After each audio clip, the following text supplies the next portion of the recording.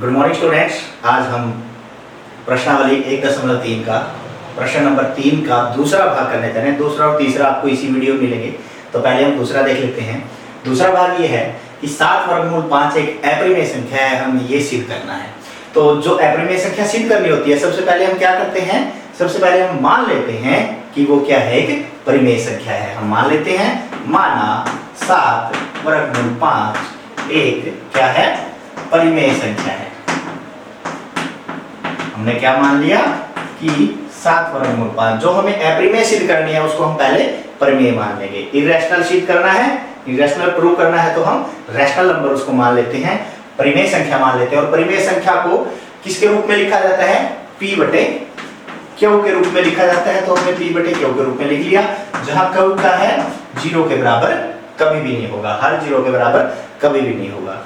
अब ये p और q क्या है, ये पूर्णांक है, पूर्णांक है ना, पूर्णांक हो सकते हैं कोई भी, और इनके अंदर एक सार्वगुणनखंड हो सकता है, कोई भी कॉमन फैक्टर हो सकता है। जब p व q को सार्वगुणन से भाग देंगे तो हमारे पास बच जाएगा a बटे b बराबर है 7 वर्गमूल 5।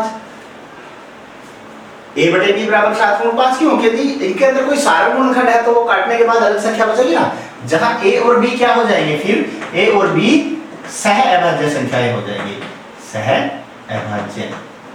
सह अभाज्य को प्राइम नंबर्स हो जाएंगे ये a और b, जिनके अंदर कोई भी कॉमन डिफरेंस न, जिनके अंदर कोई भी कॉमन फैक्टर नहीं है।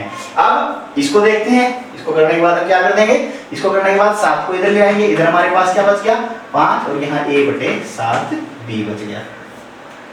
अब यहाँ पे आप ध्यान से देखें, हमने a और b है जो वो क्या है, वो इंटीजर है। p और q भी क्या थे, इंटीजर थे, पूर्णांक थे, ठीक है ना। और a और b भी क्या है, पूर्णांक है, वो सहअभाज्य संख्याएं हैं।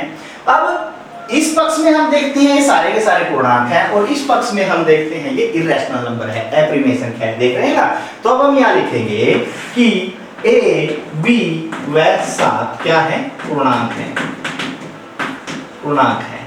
और पूर्णांकों से कि गुणा भाग से हम क्या बना सकते हैं, परिमेय संख्या बना सकते हैं। अर्थात ये परिमेय संख्या है, ये परिमेय संख्या है, और वर्गमूल 5 क्या है, अपरिमेय संख्या, हम जानते हैं। तो कोई भी परिमेय संख्या अपरिमेय संख्या के बराबर हो ही नहीं सकती है। तो यह क्या है, यह हमारा विरोधाभास है। यह क्या है, यह विरोधाभास है, यह विरोधाभास है। विरोधाभास की स्थिति हो गई ना। विरोधाभास की स्थिति क्यों पैदा हुई, क्योंकि हमने जो कल्पना की थी वो गलत थी। हमारी कल्पना क्या थी, गलत थी। जब हमारी कल्पना गलत, हमने क्या की थी, हमने माना था कि 7 वर्गमूल 5 एक परिमेय संख्या है। तो हमारी ये कल्पना गलत है, अतः तो हम कह देंगे अतः 7 वर्गमूल 5 एक क्या है, अपरिमेय संख्या है। हर बार हम इसी प्रकार इसको सिद्ध कर रहे हैं कि पहले हम परिमेय मान रहे हैं, और उसके बाद जब हम उसको हल करते आगे जा रहे हैं तो हमारे सामने एक विरोधाभास आ जाता है, और विरोधाभास हमारी गलत कल्पना के कारण हुआ है। तो बाद में हम लिख देंगे कि जो हमने कल्पना की थी वो गलत है, और 7 वर्गमूल 5 क्या है, एक अपरिमेय संख्या है। अब प्रश्नावली 1.3 के तीसरे प्रश्न का तीसरा भाग, 6 जमा वर्गमूल 2 एक अपरिमेय संख्या है, ये सिद्ध करना है। उसी प्रकार हम करेंगे कि माना 6 जमा वर्गमूल 2 एक परिमेय संख्या है। यदि परिमेय संख्या है तो इसको परिमेय संख्या के रूप में हम लिख सकते हैं p बटे q के रूप में। p बटे q के रूप में 6 जमा वर्गमूल 2, जहां पर p और q क्या है, पूर्णांक है, और q कभी भी 0 के बराबर नहीं होगा, ठीक है। तो हम लिखेंगे p और q को सार्वगुणनखंड, जो इनके अंदर सार्वगुणनखंड है, कॉमन फैक्टर है, से भाग देने पर, यदि इनके अंदर कोई सार्वगुणनखंड है तो उससे भाग देने पर हमारे पास यहाँ a बच जाएगा, और नीचे b, और यहाँ पे आ जाएगा 6 जमा वर्गमूल 2 इसके बराबर हो जाएगा, जहाँ a और b भी क्या है, ये पूर्णांक भी है, और क्या है, सह अभाज्य संख्याएं भी हैं। क्या है ये, सह अभाज्य संख्याएं भी हैं, ये पूर्णांक भी है और सह अभाज्य संख्याएं भी हैं, अर्थात इनके अंदर कोई कॉमन डिफरेंस नहीं है।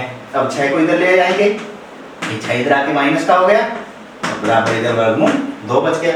जब यहाँ से हम कॉमन लेंगे, यहाँ पे b को कॉमन लेंगे नीचे वाली संख्या तो हमारे पास ये बच जाएगा a घटा 6b बटे b और इधर वर्गमूल 2। अब हम यहाँ पे देखें, देखो b कॉमन ले लिया ना, हमने b कॉमन ले लिया, हमने a का a बच गया, यहाँ से 6b इस साइड आ जाएगा, ये वाला उधर लिख दिया मैंने, ठीक है। अब इस पक्ष में देखें, सारे के सारे क्या है, पूर्णांक है, और पूर्णांकों से हम परिमेय संख्या बना सकते हैं, ये पूर्णांकों से ही परिमेय संख्या बनी हुई है। अब इधर वाला पक्ष क्या है, परिमेय संख्या, और उधर वाला पक्ष क्या है, वर्गमूल 2, अपरिमेय संख्या। तो क्या हो गया, तो एक पक्ष में परिमेय संख्या और एक पक्ष में अपरिमेय संख्या नहीं हो सकती, क्योंकि हमेशा जो समता का निशान है वो बराबर ही दिखाता है। अपरिमेय संख्या कभी परिमेय संख्या के बराबर नहीं होती। क्या कहेंगे, ये है विरोधाभास है, यह विरोधाभास की स्थिति है, यह विरोधाभास है, यह विरोधाभास की स्थिति है। तो विरोधाभास क्यों हुआ है, विरोधाभास हमारी गलत कल्पना के कारण हुआ है। हमने क्या कल्पना की थी कि 6 जमा वर्गमूल 2 एक परिमेय संख्या है, ये कल्पना की थी। तो विरोधाभास है तो हम लिख देंगे अतः 6 जमा वर्गमूल 2 एक अपरिमेय संख्या है।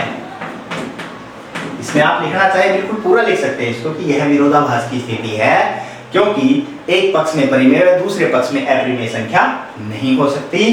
तो इसलिए हमारी कल्पना गलत थी। ये पूरा भी आप लिख सकते हैं, और लिख देंगे तो बेहतर रहेगा, इतने से काम चलेगा, लेकिन वो आपका बेस्ट रहेगा। अतः 6 जमा वर्गमूल 2 एक अपरिमेय संख्या है। तो आशा है कि ये अपरिमेय संख्या सिद्ध करनी आपको आ गई होंगी। तो ये पूरी प्रश्नावली अब हमारी कंप्लीट होती है, तो इसे कीजिए और अपने अध्यापकों को दिखाइए।